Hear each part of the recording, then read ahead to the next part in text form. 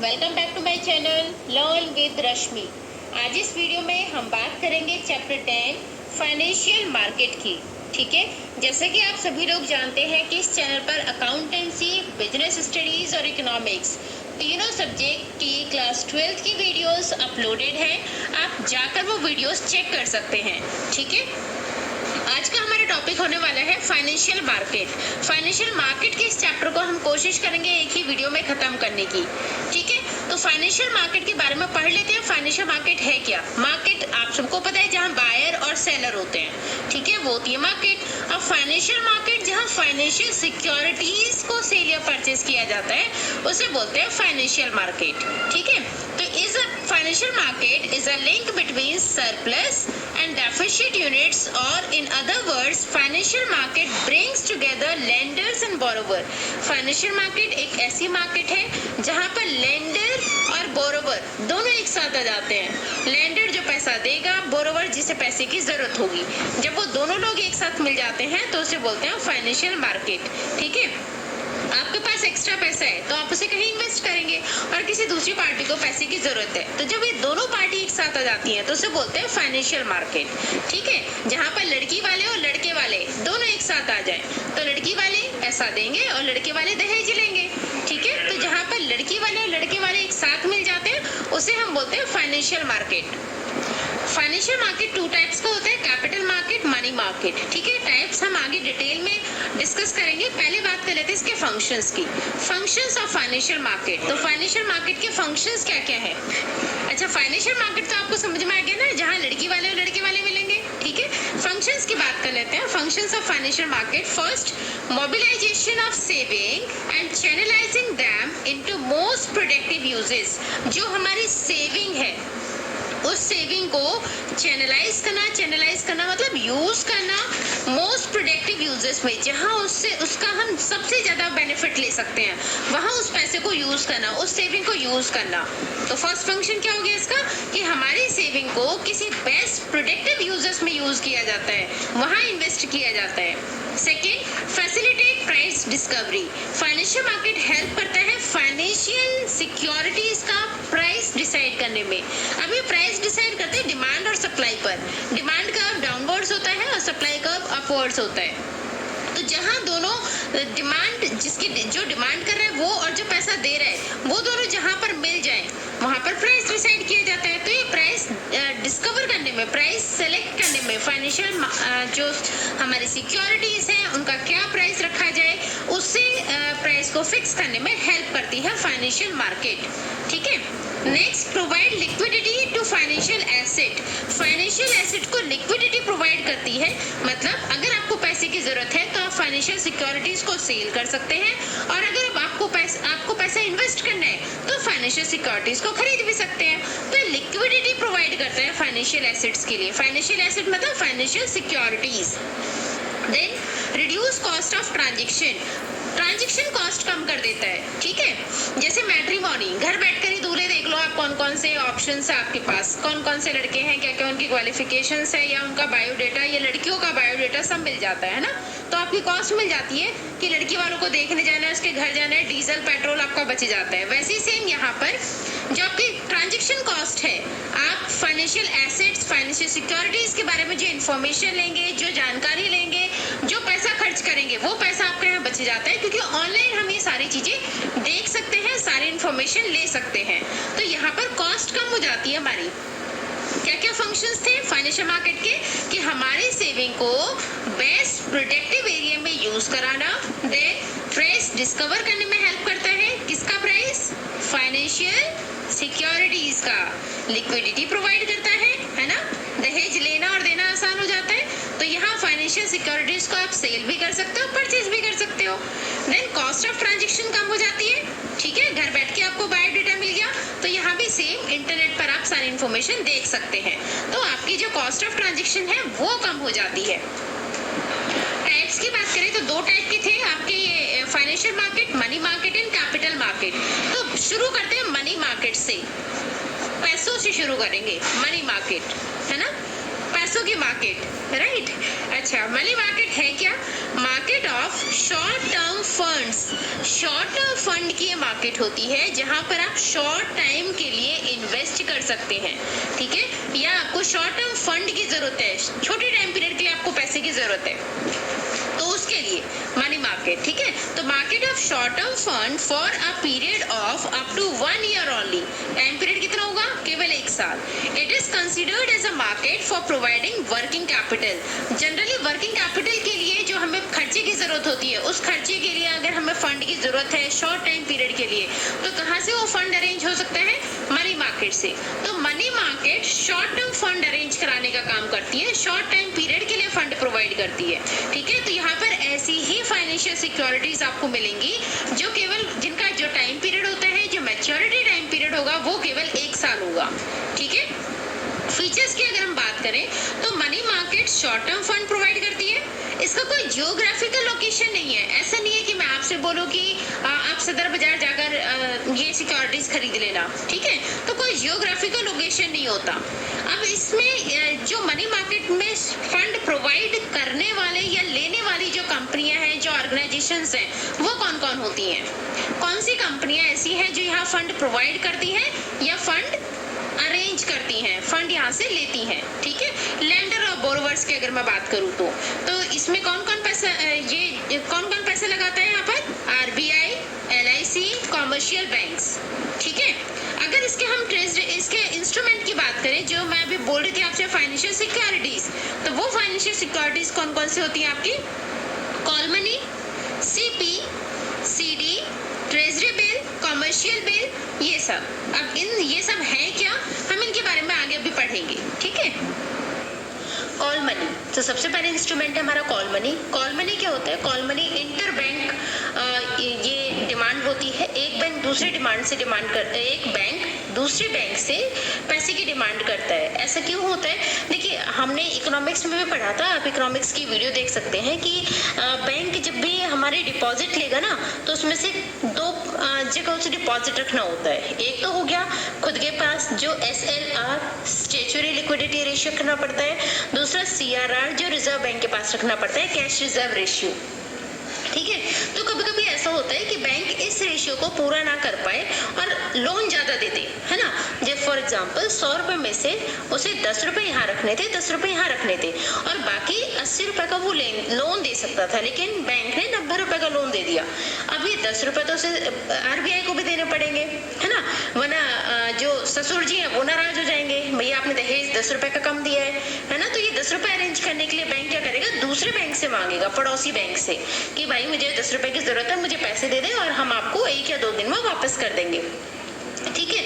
उसे बोलते हैं कॉल मनी, जो एक बैंक दूसरे बैंक से लेता है, ठीक है। अब इसमें इंटरबैंक ट्रांजैक्शंस होते हैं, ये शॉर्टेस्ट ड्यूरेशन के लिए होते हैं, बहुत कम टाइम पीरियड के लिए, 1 दिन से लेकर 15 दिनों तक के लिए। क्यों लिया जाता है ये पैसा? CRR मेंटेन करने के लिए, ससुर जी को दहेज देने के लिए, ससुर जी नाराज हो जाएंगे 10 रुपए के ऊपर, ठीक है। तो वहां पर देने के लिए ये एक पैसे मांगे जाते हैं एक बैंक से दूसरे बैंक को, ठीक है। तो इसकी जो डेट होती है, मैच्योरिटी टाइम पीरियड 1 दिन से 15 दिन होता है, और इसमें हर दिन की एक इंटरेस्ट चार्ज करता है बैंक। जो बैंक पैसे देगा वो ब्याज भी लेगा, ठीक है। और यहाँ की इस ब्याज की जो इंटरेस्ट रेट होती है उसे बोलते हैं कॉल रेट, इस इंटरेस्ट को बोला जाता है। और ये इंटरेस्ट बहुत ज्यादा फ्लक्चुएट होती है, ये R to R भी आपकी चेंज हो जाती है, ठीक है, घंटे के हिसाब से भी बदल जाती है। कभी 8% है तो 9% हो गई, ठीक है। जैसे मैंने एग्जांपल लिया ना ससुर जी, तो वैसे ही ये कॉल रेट है भाई, इनका कुछ भरोसा नहीं है कब इनकी डिमांड बढ़ जाए, तो वैसे ही कॉल रेट जो ब्याज दर होती है वो बढ़ सकती है घंटे से घंटे में भी, और डे टू डे भी, R to R भी बढ़ सकती है और डे टू डे भी कम ज्यादा हो सकती है, ठीक है। तो फ्लक्चुएट होती है बहुत ज्यादा।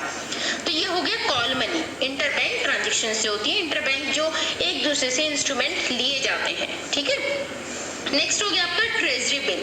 ट्रेजरी बिल या इसको टी बिल भी बोलते हैं, ठीक है। ट्रेजरी बिल क्या हो गया आपका? ट्रेजरी बिल इशू करता है आरबीआई गवर्नमेंट के बिहाफ पर। जब कभी गवर्नमेंट को पैसे की जरूरत होती है तो गवर्नमेंट बोलते हैं कि भाई हमें कोई सिक्योरिटी इशू करा दो जिससे हमें पैसा मिल जाए और वो पैसा हम आपको वापस कर देंगे, ठीक है। तो गवर्नमेंट के बिहाफ पर ये आरबीआई इशू करता है ट्रेजरी बिल।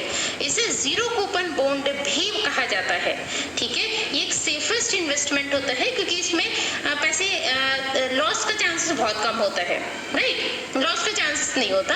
तो ये सेंट्रल गवर्नमेंट के बिहाफ पर कौन इशू करता है? आरबीआई पैसे मांगेगा, ठीक है। जो इशू करेगा ट्रेजरी बिल को, तो एक सेफेस्ट इन्वेस्टमेंट होती है। और यहाँ पर जो इशू किया जाता है ना वो डिस्काउंट पर इशू करते हैं, लेकिन रिडीम पार पर, मतलब जब आपसे पैसा मांगा जाएगा तो वो डिस्काउंट पर मांगा जाएगा और जब पे किया जाएगा तो पार पर। फॉर एग्जाम्पल 100 रुपए आपसे 90 रुपए का लोन लिया, ठीक है। तो वो जो 100 रुपए है ना, ये 100 रुपए का नोट है, ठीक। मुझे आपसे 100 रुपए लेने हैं, बट आपने मुझे 90 रुपए दिए और जब मैं वापस करूंगी तब आपको 100 रुपए ही वापस करेंगे, ठीक है, क्लियर। तो 100 रुपए को 90 रुपए मानकर, मतलब इशू डिस्काउंट पर इशू किया जाता है। आप अगर मुझे 100 के बदले में 90 रुपए दे रहे हो ना, तब भी बदले में जो पेमेंट होगी, जो सेंट्रल गवर्नमेंट पे करेगा वो वापस 100 रुपए के हिसाब से ही करेगा, ठीक है। आपसे पैसे लिए जाएंगे 90 रुपए के हिसाब से, लेकिन पेमेंट की जाएगी 100 रुपए के हिसाब से। इसकी जो मैच्योरिटी टाइम पीरियड होता है वो 14 डेज से लेकर 365 डेज तक होता है। 14 दिनों से लेकर 365 दिनों तक का टाइम पीरियड होता है। ये सारी जो सिक्योरिटीज हम पढ़ेंगे इनका टाइम पीरियड कितना था? 1 साल से ज्यादा नहीं होगा किसी का भी, ठीक है। तो ट्रेजरी बिल आरबीआई इशू करता है सेंट्रल गवर्नमेंट के बिहाफ पर। जब सेंट्रल गवर्नमेंट को पैसे की जरूरत होती है तो आरबीआई से इशू कराते हैं। इसे जीरो कूपन बॉन्ड भी कहा जाता है। एक सेफेस्ट इन्वेस्टमेंट है, इशू किया जाता है डिस्काउंट पर जब पैसे देंगे, जब रिडीम करेंगे वो पार पर किया जाता है, ठीक है। टाइम पीरियड क्या होता है? 14 डेज से 365 डेज, ठीक। अब आगे बात कर लेते हैं कॉमर्शियल पेपर की, सीपी, कॉमर्शियल पेपर। ये एक फर्म दूसरी फर्म को इश्यू करती है, ठीक है। ये अनसिक्योर्ड प्रोमाइजरी नोट होता है। मतलब यहाँ पर प्रोमाइजरी नोट का मतलब हो गया प्रॉमिस करना। जैसे आपने नोट पर देखा कभी, आप 2 रुपए का नोट ले लो, 100 रुपए का नोट ले लो, 500 का ले लो, उस पर क्या लिखा होता है? मैं धारक को वचन देता हूँ इतने पैसे अदा करने का, है ना, ये लिखा होता है। तो वैसे ही प्रोमाइजरी नोट, तो यहाँ प्रॉमिस करती है एक फर्म दूसरी फर्म से कि ठीक है, हमने आपसे जो पैसे लिए हम आपको वापस कर देंगे टाइम पर, ठीक है। तो अनसिक्योर्ड प्रोमाइजरी नोट होते हैं। इसका पर्पस क्या होता है इशू करने का? ये जो छोटे मोटे खर्चे होते हैं ना, उन्हें पूरा करने के लिए कंपनी इशू करती है। छोटे मोटे खर्चे का मतलब कंपनी को शेयर्स इशू करने हैं, कंपनी को डिबेंचर्स इशू करने हैं। तो लोगों को बताना पड़ेगा कि भाई मैंने अपनी कंपनी के शेयर निकाले, आप पैसा लगाओ। बताइए कैसे? उसके लिए प्रोस्पेक्टस करने पड़ेंगे, ब्रोकरेज उसे ब्रोकरेज कमीशन देना पड़ेगा। दलाल जो बीच में होते हैं, मीडिएटर, कि भाई मेरी कंपनी के शेयर आप सेल करा दो, मैं आपको कमीशन दूंगा, तो वो कमीशन उसे देना है। तो ऐसे जो खर्चे होते हैं ना, उन खर्चों के लिए कंपनी क्या करती है? छोटे टाइम पीरियड के लिए लोन ले लेती है कि ये सारे खर्चे इस लोन से निकल जाएंगे और बाद में हमारे शेयर से पैसा आएगा तो हम उससे पेमेंट कर देंगे लोन की, ठीक है। उसे बोलते हैं ब्रिज फाइनेंसिंग या फ्लोटेशन कॉस्ट। ये फ्लोटेशन कॉस्ट क्या थी? जो खर्चे लग रहे हैं, कमीशन दे दिया, ब्रोकरेज कमीशन दे दिया, शेयर्स को सेल कराने के लिए, है ना, या फिर जो हमने इशू किया उसमें जो प्रोस्पेक्टस हमने बनवाए हैं, जो हम एडवर्टीजमेंट कर रहे हैं, उन सब पे जो पैसा खर्च हो रहा है उसे बोलते हैं फ्लोटेशन कॉस्ट या फिर ब्रिज फाइनेंसिंग।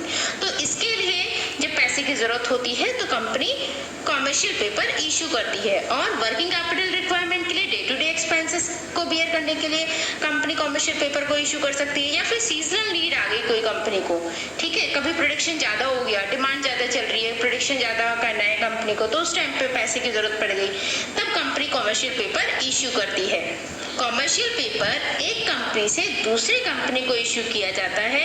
ये एक अनसिक्योर्ड प्रोमाइजरी नोट है क्यों इश्यू करा जाता है, इसका पर्पस क्या है, वर्किंग कैपिटल मतलब डे टू डे रिक्वायरमेंट्स को पूरा करने के लिए, या सीजनल नीड्स है तो उसे पूरा करने के लिए, या फिर ब्रिज फाइनेंसिंग के लिए मतलब जो एक्स्ट्रा खर्चे उसके आ जाते हैं शेयर्स इशू करने पर या डिबेंचर्स इशू करने पर जो उसके खर्चे आते हैं, कमीशन या फिर आपका प्रोस्पेक्टस, उन खर्चों को पूरा करने के लिए इशू करते हैं।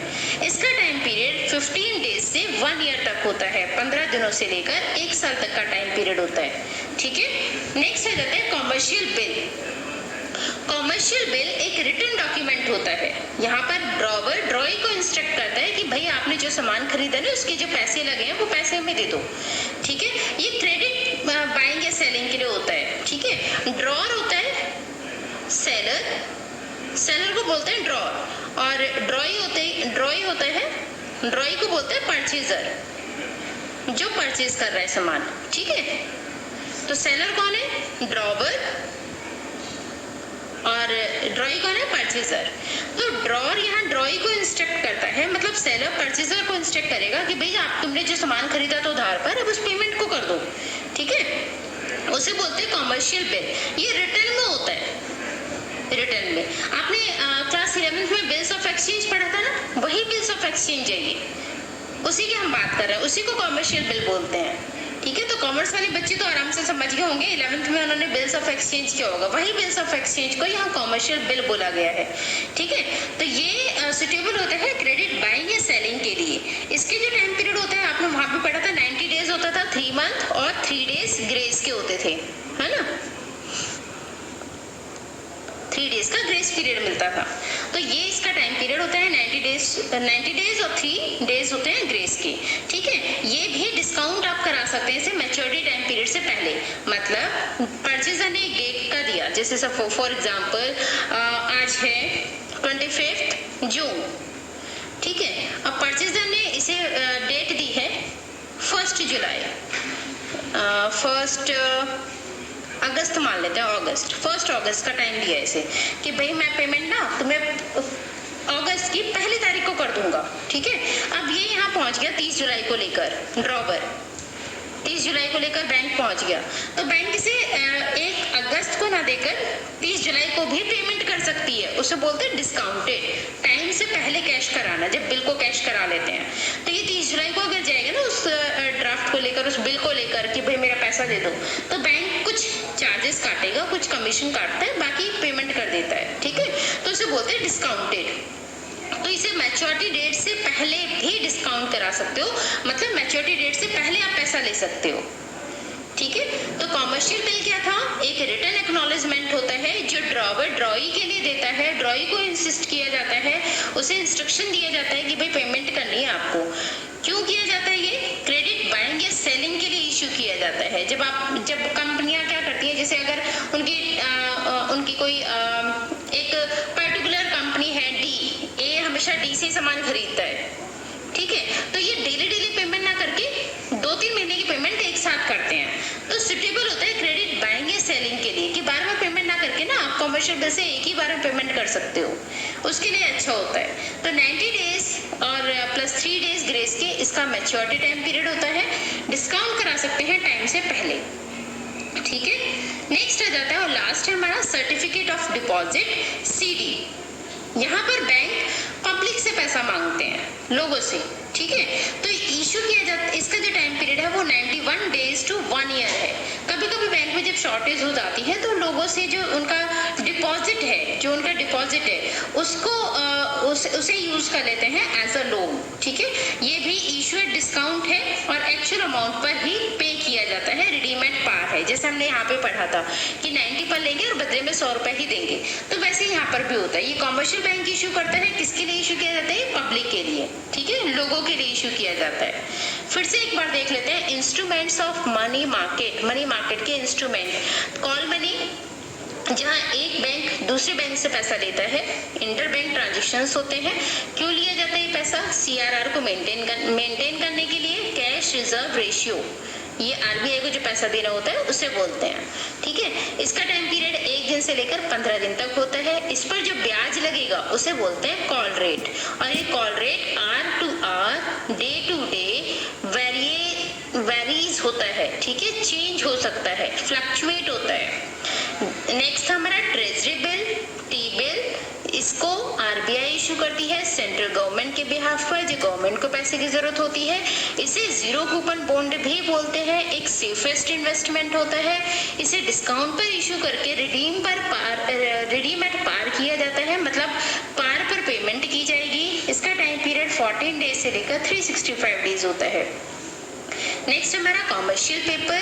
कॉमर्शियल पेपर एक फर्म दूसरी फर्म के लिए इशू करती है। एक प्रोमाइजरी नोट होता है, यहाँ भी एक फर्म दूसरी फर्म से प्रॉमिस करती है पेमेंट करने के लिए। क्यों इशू किया जाता है? वर्किंग कैपिटल रिक्वायरमेंट्स के लिए, सीजनल नीड्स को पूरा करने के लिए, या फिर ब्रिज फाइनेंसिंग या फ्लोटेशन कॉस्ट को पूरा करने के लिए। इसका टाइम पीरियड 15 दिनों से लेकर 1 साल तक होता है। नेक्स्ट हमारा कॉमर्शियल बिल। ये कॉमर्शियल बिल एक रिटन डॉक्यूमेंट होता है, रिटन एक्नॉलेजमेंट होता है, जहां ड्रॉवी को इंस्ट्रक्शन देता है पेमेंट करने के लिए। क्यों इंस्ट्रक्शन दिया जाता है? क्योंकि उसने उधार सामान बेचा था ड्रॉई को। तो ड्रॉवर कौन था? सेलर। ड्रॉई कौन होता है? परचेजर। ठीक है, तो जो सेल कर रहा है वो इंस्ट्रक्शन देगा परचेजर को, जिससे सामान खरीदा है उसको इंस्ट्रक्शन दिया जाता है कि भाई मेरे पेमेंट कर दो। ठीक है, टाइम पीरियड इसका 90 डेज होते हैं और 3 डेज ग्रेस के दिए जाते हैं।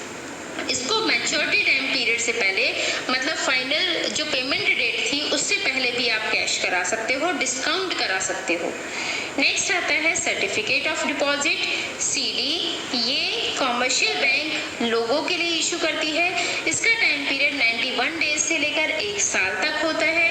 इसे भी डिस्काउंट पर इशू किया जाता है और जब पेमेंट करेंगे वो पार पर करेंगे, डिपॉजिट रेट पर करेंगे। ठीक है, तो ये थे हमारे सारे इंस्ट्रूमेंट मनी मार्केट के, जो शॉर्ट टर्म इंस्ट्रूमेंट होते हैं, जिनमें शॉर्ट टर्म फंड अरेंज किया जाता है। राइट, अब हम बात कर लेते हैं कैपिटल मार्केट। इससे पहले हमने पढ़ा था मनी मार्केट, जो शॉर्ट टर्म फंड में या शॉर्ट टर्म फाइनेंशियल सिक्योरिटीज को इशू करता है, सेल परचेज करता है। ठीक है, अब हमारा नया टॉपिक है कैपिटल मार्केट। तो कैपिटल मार्केट ये लॉन्ग टर्म या मीडियम टर्म फंड्स के लिए होता है। देखिए, फंड हमारे 3 तरीके के फंड की जरूरत होती है। या तो हमें शॉर्ट टाइम पीरियड के लिए पैसे की जरूरत होगी, या मीडियम टर्म के लिए, या फिर लॉन्ग टर्म के लिए, लंबे टाइम के लिए हमें पैसे की जरूरत है। ठीक है, तो शॉर्ट टर्म अगर फंड की जरूरत है तो ये शॉर्ट टर्म फंड कौन प्रोवाइड करता है? Money market. मीडियम टर्म और लॉन्ग टर्म की अगर मैं बात करूं तो मीडियम टर्म या लॉन्ग टर्म फंड कौन अरेंज करता है? Capital market. तो कैपिटल मार्केट मीडियम या लॉन्ग टर्म फंड्स के लिए होता है। ठीक है, तो capital market the market which provide fund for long and medium terms. Capital market refers to organizations, institutions which provide funds for more than 1 year time period. ठीक है, वो organizations या institutions जो 1 साल से ज्यादा टाइम पीरियड के लिए फंड प्रोवाइड करती हैं, उन्हें बोलते हैं हम कैपिटल मार्केट। राइट, अब इसके फीचर्स या नेचर की बात कर लेते हैं। तो कैपिटल मार्केट की जो फीचर्स है वो क्या क्या होते हैं? कैपिटल मार्केट एक लिंक प्रोवाइड करता है सेवर्स या इन्वेस्टमेंट के बीच में, इन्वेस्टर्स के बीच में।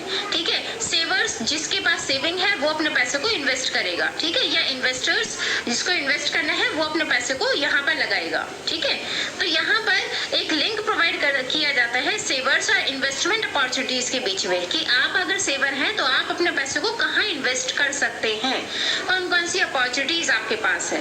राइट, जैसे हमने मनी मार्केट में पढ़ा, वो भी एक लिंक प्रोवाइड करता है, क्योंकि वहां भी कहीं ना कहीं इन्वेस्टमेंट हो रहा है। हाँ, बस छोटे टाइम पीरियड के लिए हो रहा था, 1 साल से कम टाइम पीरियड के लिए, यहाँ 1 साल से ज्यादा के लिए होगा। Second, deals in long term investment. Long term investment में डील करता है। आपने लॉन्ग टाइम के लिए पैसा कहीं इन्वेस्टमेंट करना है तो कहाँ होगा? ये कैपिटल मार्केट में। ठीक है, इसमें यूटिलाइजेस इंटरमीडियरीज। देखिए, जब भी शेयर या डिवेंचर्स इनको सेल परचेस करने की बात होती है तो डायरेक्टली सेल या परचेस नहीं होते, इनके लिए हमें ब्रोकर से डील करनी पड़ती है। ब्रोकर्स मतलब इंटरमीडियरी, जो दलाल होते हैं, हिंदी में हम बोल सकते हैं दलाल, है ना। तो इंटरमीडियरीज की जरूरत पड़ती है। तो कैपिटल मार्केट इंटरमीडियरीज को यूज करके अपना फंक्शन कराता है, सेल या परचेस कराता है फाइनेंशियल सिक्योरिटीज का। नेक्स्ट हो गया determinants of capital formation. Capital formation आपकी कैपिटल को बढ़ाने का काम कराता है कैपिटल मार्केट। ठीक है, आपकी कैपिटल यहाँ इंक्रीज होने के चांसेस ज्यादा होते हैं, तो आप इन्वेस्टमेंट करते हैं, आपकी अपनी ग्रोथ होती है कैपिटल मार्केट में। ठीक है, इसके कंपोनेंट्स की मैं अगर बात करूं या टाइप्स की बात करूं तो इसमें दो टाइप की होती है capital market, primary market and secondary market. Primary market या सेकेंडरी मार्केट, इन दोनों के बारे में डिस्कस कर लेते हैं। फर्स्ट हमारा प्राइमरी मार्केट। प्राइमरी मार्केट को हम न्यू इश्यू मार्केट भी कहते हैं। न्यू इश्यू मार्केट क्यों कहा जाता है इसको? क्योंकि यहाँ पर ना कंपनी के नए शेयर्स या नए डिवेंचर्स को इश्यू किया जाता है। यहाँ जो फाइनेंशियल सिक्योरिटीज होंगी वो बिल्कुल नई होंगी, ये कंपनी इश्यू करती है, ठीक है। तो यहाँ पर market for long term capital, primary market long term capital के लिए होता है, right, issued by the company. तो यहाँ जो लॉन्ग टर्म सिक्योरिटीज हैं, जो फाइनेंशियल सिक्योरिटीज है, वो कौन इश्यू करता है? कंपनी, ठीक है। Utilise fund for investment in building plant etcetera. तो यहाँ से जो फंड मिलता है उसको यूज किया जाता है, उसका इन्वेस्टमेंट करती है कंपनी अपनी बिल्डिंग में, प्लांट में, मशीनरी में, यहाँ पर उस फंड को यूज किया जाता है, ठीक है। तो प्राइमरी मार्केट क्या है? न्यू इश्यू मार्केट, जहां पर नई सिक्योरिटीज को इश्यू किया जाता है कंपनी के द्वारा। कंपनी नई सिक्योरिटीज को इश्यू करती है, ठीक है। यहाँ से जो फंड आता है उसका इन्वेस्टमेंट किया जाता है बिल्डिंग में, प्लांट में, मशीनरी में एटसेट्रा, इन सब चीजों में यूज किया जाता है उस फंड को, ठीक है। तो ये नई नवेली दुल्हन है हमारी, नई नवेली दुल्हन, ठीक है, ये याद रखना आप। प्राइमरी मार्केट अभी नई दुल्हन आई है, ठीक है। तो नई इशू होते हैं शेयर्स, डिबेंचर्स, मार्केट में लॉन्ग टर्म के लिए होती है सिक्योरिटीज इशू, और उस फंड को यूज किया जाता है, यूटिलाइज किया जाता है इन्वेस्टमेंट में, जैसे बिल्डिंग खरीद ली, प्लांट खरीद लिए, मशीनरीज खरीद ली, यहाँ पर, ठीक है। इसके जो मेथड्स हैं, फ्लोटेशन ऑफ सिक्योरिटी या प्राइमरी मार्केट, इन मेथड्स को हम नहीं करेंगे क्योंकि 2022-23 इस ईयर के सेशन में ये पार्ट आपके सिलेबस में नहीं है, तो ये पार्ट हम नहीं करेंगे। तो प्राइमरी मार्केट के बाद आ गया हमारा सेकेंडरी मार्केट। सेकेंडरी मार्केट को स्टॉक एक्सचेंज भी बोला जाता है। सेकेंडरी मार्केट सेकेंड हैंड, नाम से पता चल रहा है सेकेंडरी है, तो सेकेंड हैंड सिक्योरिटीज को यहाँ पर सेल या परचेज किया जाता है। यहाँ कोई कंपनी नहीं होती, यहाँ पर इन्वेस्टर्स एक दूसरे को सेल या परचेज करते हैं, ठीक है। तो ये हमारी पुरानी दुल्हन है, ठीक है, जो पुरानी हो चुकी है, राइट। तो यहाँ सिक्योरिटीज को जो एग्जिस्टिंग इन्वेस्टर्स थे वो सिक्योरिटीज का सेल या परचेज करते हैं। जैसे आपने OLX, है ना, यहाँ एग्जांपल नहीं है OLX का, आप दे नहीं सकते, बट मैं समझाने के लिए ले रही हूँ। OLX पे क्या होता है, कस्टमर ही अपने सामान को सेल करते हैं दूसरे कस्टमर को, राइट। तो सेम यहाँ पर इन्वेस्टर्स ही सेल परचेस करते हैं, और सेकेंड हैंड सिक्योरिटीज होती है, मतलब जो शेयर्स होंगे वो पुराने होंगे। जैसे फॉर एग्जांपल मैंने किसी कंपनी के शेयर खरीद लिए, अब मुझे वो शेयर बेचने हैं, तो जब मैं उस कंपनी के शेयर सेल कर रही हूँ ना मार्केट में, तो वो कहाँ करेंगे हम? सेकेंडरी मार्केट में, ठीक है। तो मेरे शेयर पुराने हैं, एग्जिस्टिंग शेयर्स हैं, तो एग्जिस्टिंग शेयर्स को सेल या परचेज किया जाता है। एग्जिस्टिंग सिक्योरिटीज का सेल परचेज होता है, चाहे वो शेयर्स है, चाहे वो डिबेंचर्स हैं, चाहे वो बॉन्ड्स हैं। Sale and purchase of second hand security indirectly contribute for capital formation. Indirectly आपकी कैपिटल को इम्प्रूव करने में, कैपिटल को बढ़ाने में आपकी हेल्प करता है, आपकी ग्रोथ में आपकी हेल्प करता है सेकेंडरी मार्केट, ठीक है। अब थोड़ा सा डिफरेंस देख लेते हैं प्राइमरी मार्केट या सेकेंडरी मार्केट का, राइट। अब यहाँ पे मैंने डिफरेंस ले लिया है प्राइमरी मार्केट और सेकेंडरी मार्केट। प्राइमरी मार्केट में अगर टाइप ऑफ सिक्योरिटीज की हम बात करें तो यहाँ पे नई सिक्योरिटीज का सेल परचेज होता है। सेकेंडरी मार्केट में सेकेंड हैंड सिक्योरिटीज सेल या परचेज की जाती है, पुरानी, है ना। तो ये नई नवेली दुल्हन थी, ये पुरानी दुल्हन है। इशूड बाय, यहाँ जो सिक्योरिटीज इशू होती हैं उन्हें कौन इशू करता है? कंपनी। प्राइमरी मार्केट में जो सिक्योरिटीज इशू होती हैं वो डायरेक्टली कंपनी इशू करती है, जबकि सेकेंडरी मार्केट में जो सिक्योरिटीज का ट्रांसफर होता है वो इन्वेस्टर्स के बीच में होता है। इन्वेस्टर्स एक दूसरे को सेल या परचेज करते हैं, ठीक है। कंपनी का कोई इन्वॉल्वमेंट नहीं होता। कैपिटल फॉर्मेशन की बात करो तो ये डायरेक्ट आपकी कैपिटल को इंक्रीज करती है, आपकी ग्रोथ में हेल्प करती है, क्योंकि हम पहली बार शेयर इशू करने जा रहे हैं या डिबेंचर्स इशू करने जा रहे हैं तो हमारी कैपिटल बढ़ेगी, ठीक है। या हमारे पास ऑलरेडी जो शेयर्स थे उन्हें हम सेल कर रहे हैं, तो ये इनडायरेक्टली आपकी कैपिटल फॉर्मेशन में कंट्रीब्यूट करती है। देन एंट्री की मैं बात करूं तो यहाँ सारी कंपनियां प्राइमरी मार्केट में अपने शेयर्स या डिबेंचर्स को, अपनी सिक्योरिटीज को सेल या परचेज कर सकती हैं। तो सारी कंपनियों की एंट्री होती है यहाँ पे, कोई भी कंपनी आ सकती है और अपनी फाइनेंशियल सिक्योरिटीज को सेल कर सकती है, ठीक है। जबकि सेकेंडरी मार्केट में केवल लिस्टेड कंपनीज ही एंट्री होती हैं। यही कंपनियां आ सकती हैं जो कंपनियां स्टॉक एक्सचेंज में लिस्टेड हैं। वही कंपनियां यहाँ पर अपनी अपनी जो सिक्योरिटीज है, फाइनेंशियल सिक्योरिटीज हैं, उनको सेल या परचेज करती हैं। ठीक है, ऐसा नहीं है कोई भी कंपनी आ जाएगी यहाँ पर, तो यहाँ पर लिस्टेड कंपनीज की ही एंट्री होती है। देन अगर मैं जियोग्राफिकल बाउंड्री की बात करूँ तो प्राइमरी मार्केट की कोई फिक्स जियोग्राफिकल लोकेशन नहीं होती। ठीक है, ऑनलाइन होता है इसमें सारा काम, राइट। सेकेंडरी मार्केट की अगर हम बात करें तो यहाँ फिक्स जियोग्राफिकल लोकेशन होती है सेकेंडरी मार्केट में। जैसे बॉम्बे स्टॉक एक्सचेंज है, सेंसेक्स या निफ्टी नेशनल स्टॉक एक्सचेंज है, तो इसकी फिक्स जियोग्राफिकल लोकेशन होती है। अब हम बात करें प्राइस की, तो यहाँ पर जो प्राइस फिक्स किया जाता है ये कंपनी का मैनेजमेंट फिक्स करता है कि क्या प्राइस रखना है सिक्योरिटीज का। जबकि सेकेंडरी मार्केट में डिपेंड करता है डिमांड एंड सप्लाई के ऊपर। ठीक है, डिमांड एंड सप्लाई, अगर किसी भी कंपनी के शेयर्स की डिमांड हो रही होगी तो उसका प्राइस बढ़ जाएगा, डिमांड कम हो रही होगी तो प्राइस कम हो जाएगा। तो यहाँ पर डिपेंड करता है या उसकी सप्लाई कितनी है मार्केट में। सप्लाई बहुत ज्यादा है तो प्राइस कम हो जाएगा, सप्लाई कम है तो प्राइस बढ़ जाएगा। ठीक है, तो यहाँ पर जो प्राइस इसका डिपेंड करता है वो मार्केट कंडीशंस पर डिपेंड करता है कि मार्केट में आपकी जो सिक्योरिटी जो आप सेल करने जा रहे हैं, परचेज करने जा रहे हैं, उसकी डिमांड या सप्लाई कैसी है, उसके ऊपर डिपेंड करता है कि उसका प्राइस क्या होगा। ठीक है, यही था हमारा प्राइमरी मार्केट और सेकेंडरी मार्केट। अब हम बात कर लेते हैं an ideal capital market. Ideal capital market कौन सी होती है? Where finance is available at reasonable cost, जहां फाइनेंस सिक्योरिटीज, फाइनेंशियल सिक्योरिटीज एक रीजनेबल कॉस्ट पर अवेलेबल होती हैं, एक सही रेट पर अवेलेबल हो जाएं। फैसिलिटेट इकोनॉमिक ग्रोथ, जो आपकी इकोनॉमिक ग्रोथ को हेल्प इंप्रूव करने में हेल्प करे। Then where market operations are free, fair, competitive and transparent, जहां मार्केट ऑपरेशंस जो भी एक्टिविटीज हो रही हैं वो सही तरीके से हो, ट्रांसपेरेंट हो, कोई उसमें इलीगल एक्टिविटीज ना हो या एडल्टरिंग ना हो। ठीक है, तो वो सही तरीके से हो, फ्री हो, फेयर हो, कॉम्पिटिटिव हो और ट्रांसपेरेंट हो। Then provide sufficient information to investors, जहां इन्वेस्टर्स को सही इंफॉर्मेशन प्रोवाइड की जाती हो, जो इंफॉर्मेशन जरूरी इंफॉर्मेशन है, सफिशिएंट जितनी इंफॉर्मेशन की जरूरत है वो सारी इंफॉर्मेशन वहां इन्वेस्टर्स को प्रोवाइड की जाती हो। Then must allocate capital productivity, आपके पैसे को बेस्ट प्रोडक्टिव यूज में लगाने की जहां अपॉर्चुनिटी मिलती हो, तो ऐसी मार्केट को हम बोलेंगे आइडियल कैपिटल मार्केट। ठीक है, तो आइडियल कैपिटल मार्केट जहां सिक्योरिटी सही रेट पर मिलेंगी, आपकी ग्रोथ में हेल्प करेंगी, मार्केट ऑपरेशंस सही तरीके से होंगे, फ्री होंगे, फेयर होंगे, आपको पूरी इंफॉर्मेशन दी जाएगी मार्केट फाइनेंशियल सिक्योरिटी से रिलेटेड, आपके पैसे को यूज किया जाएगा मोस्ट प्रोडक्टिव वे में। यहाँ हम बात करेंगे difference between capital market and money market. तो अगर कैपिटल मार्केट या मनी मार्केट में कोई पॉइंट हमारा मिस हो गया था तो इस डिफरेंस में वो क्लियर हो जाएगा।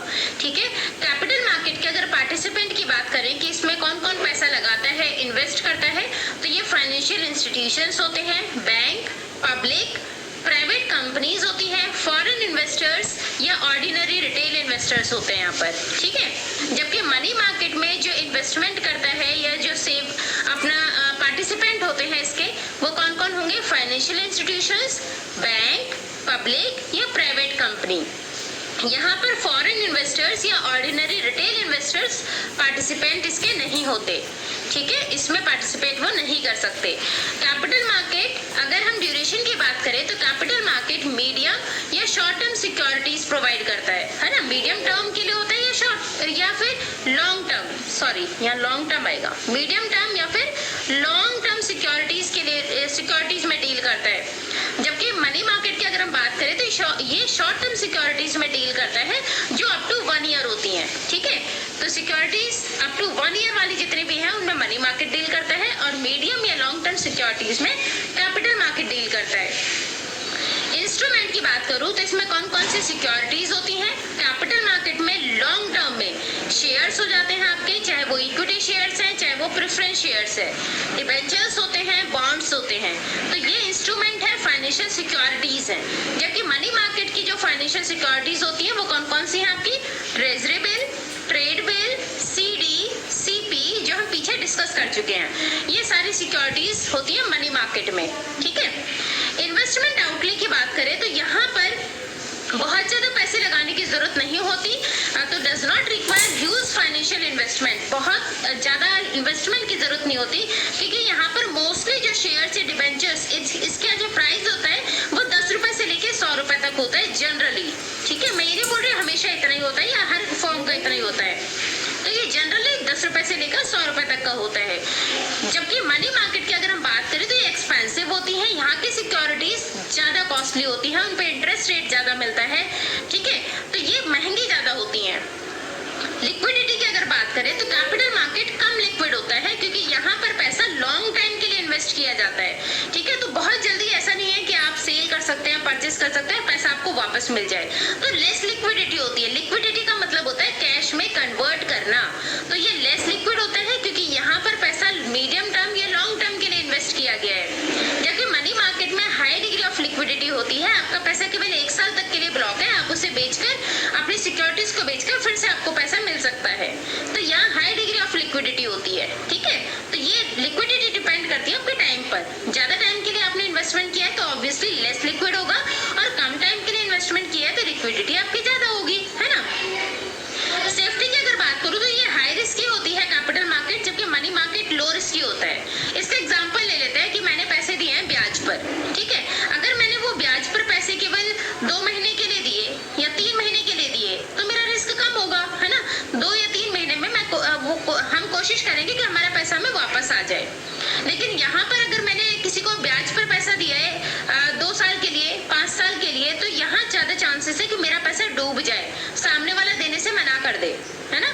तो ये कैपिटल मार्केट हाई रिस्की होता है क्योंकि यहाँ पर आपका पैसा लॉन्ग टर्म के लिए इन्वेस्ट हुआ है, और मनी मार्केट लो रिस्की होता है क्योंकि यहाँ पर शॉर्ट टर्म के लिए पैसे को इन्वेस्ट किया गया है। ठीक है, एक्सपेक्टेड रिटर्न अगर हम कैपिटल मार्केट की बात करें तो हायर रिटर्न होती है, हायर रिटर्न आपको मिलता है, पैसा जो आपको वापस मिलेगा, जो रिटर्न मिलेगा वो ज्यादा होता है, क्योंकि उसमें डिविडेंड के साथ साथ इंटरेस्ट भी होता है, ब्याज भी होता है।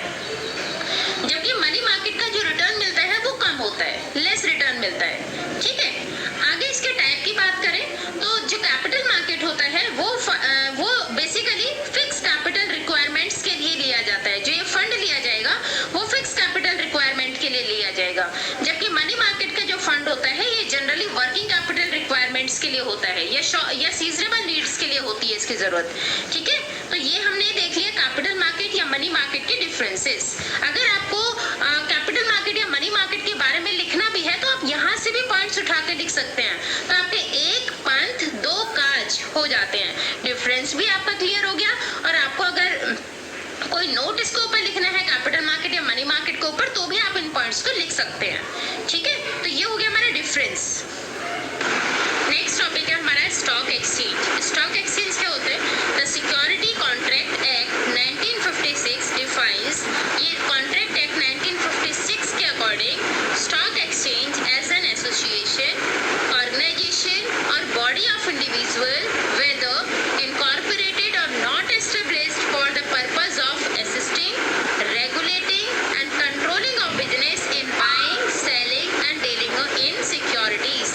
एक ऐसी ऑर्गेनाइजेशन, एसोसिएशन या फिर बॉडी ऑफ इंडिविजुअल्स जहाँ पर कुछ लोग मिलकर एक बॉडी बना लेते हैं, एक अपना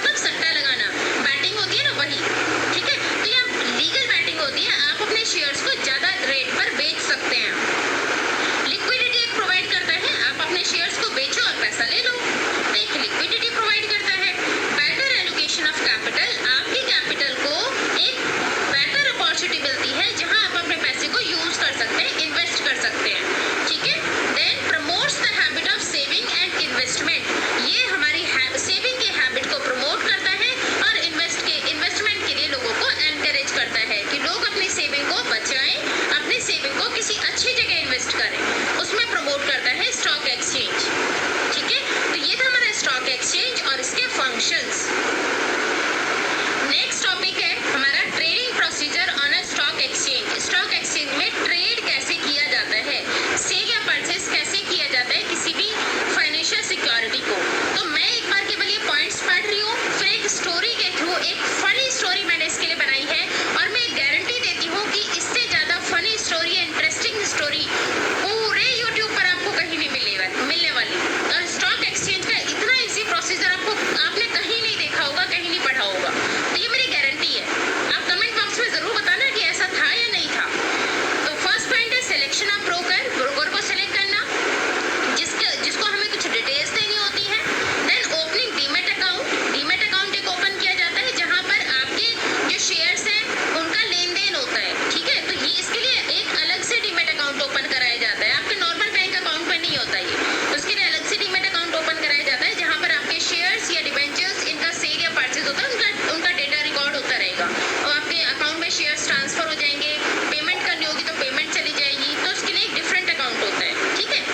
देन प्लेसिंग द ऑर्डर, आप ऑर्डर प्लेस करेंगे। Then match the share with best price के साथ अपने शेयर को मैच करेंगे। एग्जीक्यूटिंग ऑर्डर दे देंगे। इशू ऑफ कॉन्ट्रैक्ट नोट, एक कॉन्ट्रैक्ट नोट इशू किया जाता है। ये कौन इशू करेगा? ये इशू होता है आपके बीच, मतलब जो शेयर परचेज कर रहे हैं उस पार्टी के बीच में और मीडिएटर के बीच में, ब्रोकर के बीच में। Then delivery of share and making payment, आपके शेयर्स की डिलीवरी हो जाती है और पेमेंट चली जाएगी। सेटलमेंट साइकिल, अगर कुछ भी पेंडिंग बचा है तो उन सब का पेमेंट का सेटलमेंट हो जाता है। पे आउट डे, 2 दिन मिलते हैं आपको पेमेंट करने के लिए और शेयर्स को ट्रांसफर करने के लिए, ठीक है। Delivery of securities in beneficial owner account, finally जो सिक्योरिटीज है उनकी डिलीवरी हो जाती है आपके डीमैट अकाउंट में, वो आपके डीमैट अकाउंट पर वो सिक्योरिटीज आ जाती है, ठीक है। तो ये सारे पॉइंट्स हमने देख लिए। अब इन सारे पॉइंट्स को एक मजेदार वीडियो में समझते हैं, ठीक है। फॉर एग्जाम्पल, आपके पापा ने ना आपकी शादी के लिए प्लान करा है कि भी आपकी शादी करा देते हैं। आप बोलोगे मैम अभी तो 12th में आप शादी के पीछे पड़ जाते हो। अरे ठीक है, तो भाई की शादी मान लो, आपके भाई की शादी करानी है, ठीक है। तो सबसे पहले क्या करेंगे? सबसे पहले हम किसको ढूंढते हैं? बिचौलिया को, है ना, मीडिएटर को। तो सबसे पहले मीडिएटर ढूंढेंगे, भाई कोई ऐसा बंदा हो जो हमें बताए कि लड़कियां कहाँ कहाँ हैं, किस किस की फैमिली में है और अच्छी अच्छी लड़कियां कहाँ कहाँ मिलेंगी, ठीक है। आपने पुरानी मूवीज में देखा था ना, वो एक पंडित को बुला लेते हैं, उसमें वो बिचौलिया का काम करते हैं, वो अपने उससे बैग से एक डायरी निकालते हैं, उसमें लड़कियों की फोटो दिखाना शुरू कर देता है ना। पुरानी मूवीज में देखा होगा आपने कि भाई हमें लड़कियां बताओ, आसपास कहीं अच्छी लड़की है तो हमारे लड़के के लिए लड़कियां बताओ, ठीक है। तो सबसे पहले काम क्या होता है? मीडिएटर को, बिचौलिया का ढूंढना। उसके बाद क्या करते हैं? मीडिएटर अपना पिटारा खोलेगा और उसमें से फोटो निकालनी शुरू कर देगा। डीमैट अकाउंट ओपन करा दिया, ठीक है। वहां से आपको एक लड़की पसंद करनी होगी, उसमें से एक लड़की पसंद की जाती है कि या फिर 1 या 2 या 3 उसमें स्टॉक में रखी जाती है कि अगर ये पसंद नहीं है, इसके साथ सेटिंग नहीं तो दूसरी लड़की देखेंगे। तो यहाँ से लड़कियां पसंद की जाती है। प्लेसिंग द ऑर्डर, ठीक है। इसके बाद ये देखा जाता है कि लड़की के साथ साथ आपको दहेज वाली जो आपका था कि कितना दहेज आपको मिलेगा या कितना मिलना चाहिए, वो सब देखा जाता है कि क्या ये सही है, लड़की के साथ इतना दहेज से आप सेटिस्फाई है। वैसे दहेज नहीं लेना चाहिए, ना लेना चाहिए, ना देना चाहिए, बट फिर भी हम पुराने टाइप की मूवीज की बात कर रहे हैं तो वहाँ पर तो यही होता था, है ना। तो लड़की तो ठीक है, लड़की आपको पसंद आई, उसके साथ साथ जो दहेज मिल रहा है उससे आप खुश हैं। अगर खुश हैं तो रिश्ता पक्का हो जाता था, ठीक है। और मीडिएटर के साथ आपकी डील हो जाती थी कि अगर ये रिश्ता हुआ तो आपको भी हम शगुन के नाम पर, शगुन के तौर पर ये देंगे, ठीक है। या तो कोई गिफ्ट हो गया या फिर कोई पैसे हो गए, तो उसके साथ एक डील हो जाती थी कि आपको भी ये मिलेगा, ठीक है। फाइनली आपकी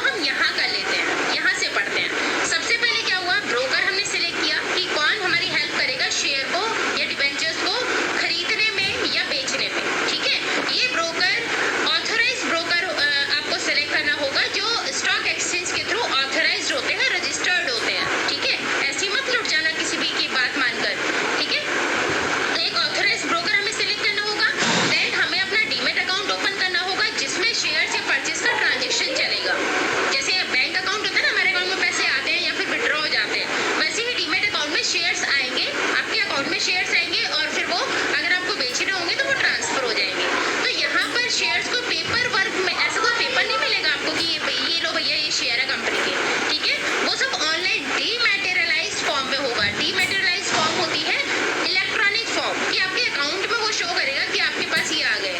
जैसे आपने ऑनलाइन ट्रेनिंग अगर किसी की दी है तो ऑनलाइन सर्टिफिकेट आपको मिले होंगे, है ना, वैसे ही होता है ये। तो यहाँ पे शेयर जो मिलेंगे ना वो ऑनलाइन फॉर्म में आपको मिलेंगे। Then placing the order, demat account open करने के बाद आप ऑर्डर प्लेस करते हैं। आप ये देखते हैं किस कंपनी का शेयर आप खरीदेंगे, वहाँ से आप ऑर्डर प्लेस करेंगे। उसे बताएंगे ब्रोकर को कि भाई ये वाले शेयर्स आपको लेने हैं।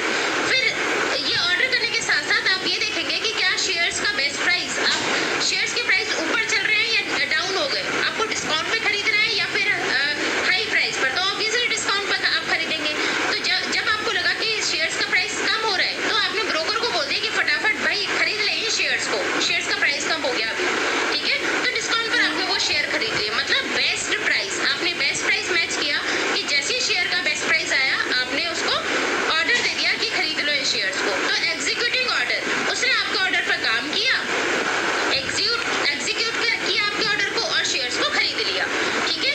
Then issue of contract note, इसमें आपके और ब्रोकर के बीच में एक कॉन्ट्रैक्ट नोट होगा जिसमें ब्रोकर बताएगा कि भाई आपने उसे ऑर्डर दिया था ये शेयर्स इतने प्राइस पर खरीदने के लिए, ठीक है, अपनी टर्म्स एंड कंडीशंस वो इसमें बताएगा कॉन्ट्रैक्ट नोट में, राइट। तो ये आपके और ब्रोकर के बीच का एक कॉन्ट्रैक्ट नोट होगा जिसमें वो अपनी टर्म्स एंड कंडीशंस बता देगा। Then delivery of shares and making payment, shares आपके पास आ जाएंगे और आपके अकाउंट से पैसे कट जाएंगे, पेमेंट हो जाएगी। सेटलमेंट साइकिल, अगर कुछ पेंडिंग पेमेंट बची थी तो उसका सेटलमेंट हो जाता है। फॉर एग्जाम्पल आपने कुछ पेमेंट अभी कर दी, कुछ पेमेंट आप बाद में कर रहे हैं, तो वो सेटलमेंट साइकिल हो जाती है, सेटलमेंट किया जाता है।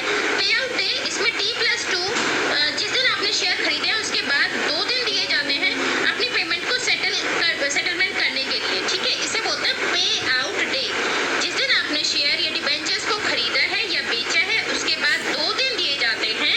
ये 2 दिन दिए जाते हैं, शेयर्स को आपके अकाउंट में ट्रांसफर होने में टाइम लगता है, तो उसके लिए 2 दिन दिए जाते हैं कि आपके अकाउंट में शेयर आ जाएंगे या आपके अकाउंट से शेयर चले जाएंगे। अगर आपने शेयर खरीदे हैं तो आपके अकाउंट में शेयर्स आ जाएंगे, अगर आपने शेयर बेचे हैं तो आपके अकाउंट से शेयर चले जाएंगे, ठीक है, तो उसे बोलते हैं पे आउट डे। इसके बाद फाइनली डिलीवरी हो जाती है सिक्योरिटीज की। अगर आपने शेयर खरीदे थे तो आपके अकाउंट में शेयर आ चुके होंगे और आपने अगर बेचे हैं तो वो ट्रांसफर अकाउंट में चले जाएंगे, ठीक है, तो यहाँ सिक्योरिटीज हो जाते हैं, सिक्योरिटीज का फाइनली ट्रांजेक्शन हो जाता है, क्लियर। तो ये था हमारा प्रोसेस कि शेयर्स की ट्रेडिंग या डिबेंचर्स की ट्रेडिंग, फाइनेंशियल सिक्योरिटीज की ट्रेडिंग कैसे होती है स्टॉक एक्सचेंज में। आई होप आपको इस एग्जाम्पल के थ्रू ये चीज़ बहुत अच्छे से समझ में आ गई होगी और ये एग्जाम्पल मैं फिर से गारंटी देती हूँ पूरे यूट्यूब पर आपको इससे इजी एग्जाम्पल नहीं मिलने वाला, ठीक है। अब हम बात करते हैं डीमैटेरियलाइजेशन या डिपॉजिटरी। डिपॉजिटरी एक बैंक होता है जो डीमैट अकाउंट ओपन करता है, जैसे कॉमर्शियल बैंक है ना, HDFC, ICICI आपके अकाउंट ओपन करते हैं जिसमें आप अपना कैश डिपॉजिट करते हो, सेव करके रखते हो। ऐसे ही डिपॉजिटरी भी एक बैंक होता है जो डीमैट अकाउंट ओपन करता है, ठीक है, नॉर्मल अकाउंट नहीं ओपन करेगा, डीमैट अकाउंट ओपन करेगा, उसे बोलते हैं डिपॉजिटरी। डीमैटेरियलाइजेशन अभी हमने बात की ना, ये जो शेयर्स हैं इनको इलेक्ट्रॉनिक फॉर्म में जो रखते हैं उसे बोलते हैं डीमैटेरियलाइजेशन, ठीक है। तो होल्डिंग सिक्योरिटीज इन इलेक्ट्रॉनिक फॉर्म में इन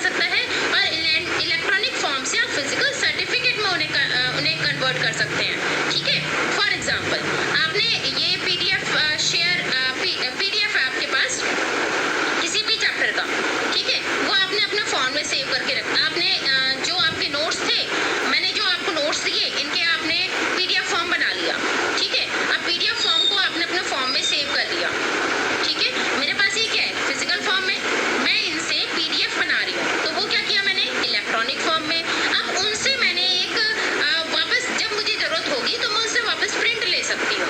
तो आप फिजिकल सर्टिफिकेट, ये फिजिकल सर्टिफिकेट में कन्वर्ट हो सकता है दोबारा से, ठीक है। तो ये फायदा होता है डीमैटेरियलाइजेशन का। Then can be mortgage to get loan, अगर आपको लोन की जरूरत है ना,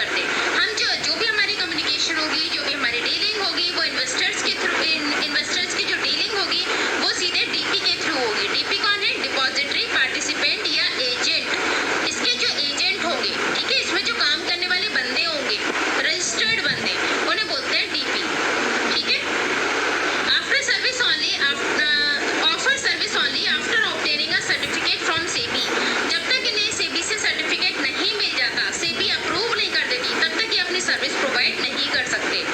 ठीक है, डिपॉजिटरी अपनी सर्विस नहीं दे सकता।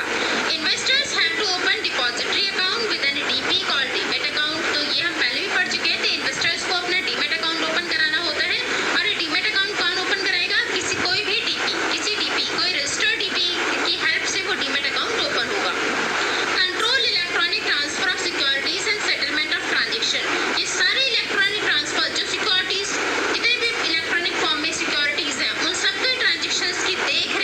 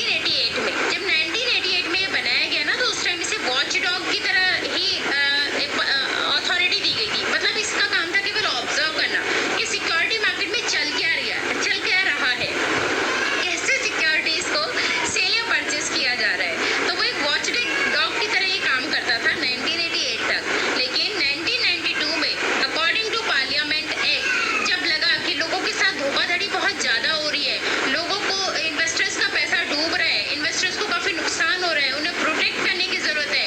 स्टॉक मार्केट में काफ़ी चीज़ें इधर उधर हो रही हैं, उन चीज़ों पर कंट्रोल करने की ज़रूरत है। तो 1992 में सेबी को लीगल स्टेटस दिया गया, इसको एक कंट्रोलर बना दिया गया, ओवरऑल कंट्रोलर बना दिया गया कैपिटल मार्केट का, ठीक है। इसका एक अपना सेपरेट लीगल एक्सिस्टेंस हो गया सेबी का, ठीक है। तो यहाँ पर 1992 में इसे पावर्स दी गई और उसके बाद से सेबी एक ओवरऑल कंट्रोलर बन गया कैपिटल मार्केट का, राइट। तो अब सेबी का जो बनाने का रीजन था वो क्या रीजन था, क्योंकि प्राइस रिगिंग बहुत ज्यादा होने लगी थी। कंपनी अपने शेयर्स का प्राइस अप डाउन कर देती थी, किसी को ज्यादा पर बेच रही है, कभी प्रीमियम एक्स्ट्रा प्रीमियम लगा रही है, अनऑफिशियल प्रीमियम लगा रही है नए शेयर्स पर, या शेयर्स की डिलीवरी टाइम पर नहीं होती थी, इन्वेस्टर्स का पैसा अटका हुआ रह जाता था, ठीक है, डूबने के चांसेस बहुत ज़्यादा हो जाते थे। तो इन सारी चीज़ों को रोकने के लिए सेबी को सेटअप किया गया, ठीक है। और 1992 में इसे एक लीगल एक्सिस्टेंस दी गई, पावर्स दी गई, तब से सेबी एक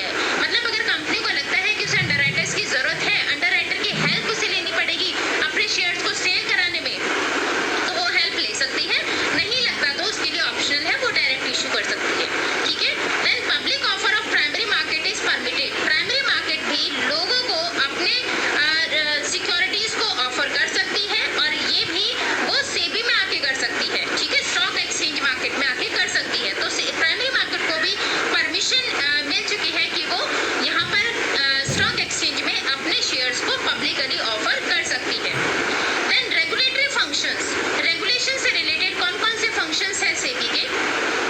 रूल्स एंड रेगुलेशंस बनाना। ये रूल्स एंड रेगुलेशंस बनाए जाते हैं बैंकर्स के लिए, ब्रोकर्स के लिए, अंडरराइटर्स के लिए, डीपीज के लिए, ताकि वो सही से काम करें। उनके लिए कुछ रूल्स एंड रेगुलेशंस बनाए गए हैं। उन रूल्स एंड रेगुलेशंस को फॉलो करना इनकी जिम्मेदारी है, इन्हें करना पड़ेगा, ठीक है, वरना पेनल्टी लगा देंगे। ठीक। Regulate the working of stock broker, share transfer agents या मर्चेंट ब्रोकर। हमने यहाँ पर देखा कि प्रॉब्लम्स क्या क्या आती थी जब हमने सेबी में देखा कि रीजन उसके क्या थे कि शेयर ट्रांसफर नहीं हो रहा है, डिले हो रहा है, उनमें सही से टाइम ट्रांसफर नहीं कर रहे हैं या ब्रोकर उन्हें सही इन्फॉर्मेशन नहीं दे रहे हैं। तो यहाँ पर इनके काम को भी देखने के लिए कौन बैठा है? अब सेबी।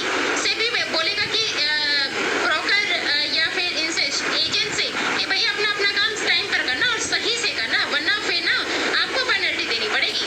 जैसे आपका गेम पीरियड है लेकिन पीटीआई वहाँ खड़ा कर दिया स्कूल ने कि पीटीआई आपको ऑब्जर्व करेगा कि खेल तो रहे हो लेकिन एक दूसरे को मारोगे नहीं, आप रूल्स को फॉलो करके खेलोगे गेम को, ठीक है।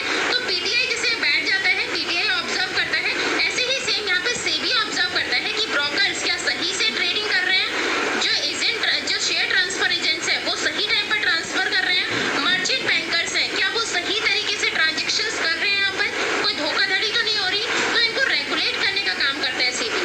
Then take over bids of companies, जो कंपनी एक दूसरी कंपनी को टेक ओवर करती है उनका ध्यान रखा जाता है कि क्या उनकी कीमत, उनकी बिड्स सही लगाई है, क्या वो सही तरीके से टेक ओवर कर रहे हैं।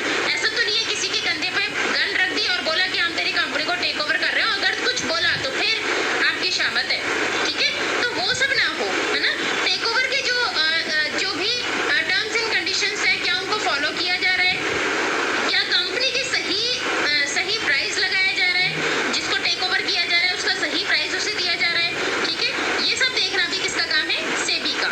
Inspection, inquiries and audit of stock exchange, ये टाइम टाइम पर स्टॉक एक्सचेंज को इंस्पेक्ट करती रहती है, उनके ऑडिट्स को चेक करती रहती है, उनके जो भी ट्रांजेक्शन है उनको चेक करती रहती है, आई वॉच रखती है ताकि वहाँ पर कोई भी मैल प्रैक्टिसेस या अनफेयर ट्रेड प्रैक्टिसेस ना हो। Regulate the working of mutual fund, mutual fund के काम को देखना, ये भी सेबी के अंडर आता है। म्यूचुअल फंड किस तरीके से काम कर रही है, ठीक है, वो देखना सेबी रेगुलेट करती है उसको भी। लेविंग फीस और चार्जेस, अगर सेबी को लगता है कि यहाँ पर कोई भी गड़बड़ हुई है तो सेबी उसके लिए पेनल्टी, फीस या चार्जेस लगा सकता है, ठीक है। सेबी फाइन चार्ज कर सकता है। यहाँ पर कहीं पर भी अगर उसे लगता है कि कोई भी धोखाधड़ी हुई है, इन्वेस्टर्स के साथ हुई है या फिर कंपनियां सही से शेयर इशू नहीं कर रही हैं या फिर इंटरमीडियरी किसी के साथ धोखाधड़ी कर रहे हैं, बैंकर्स डीपी धोखाधड़ी कर रहे हैं, तो उन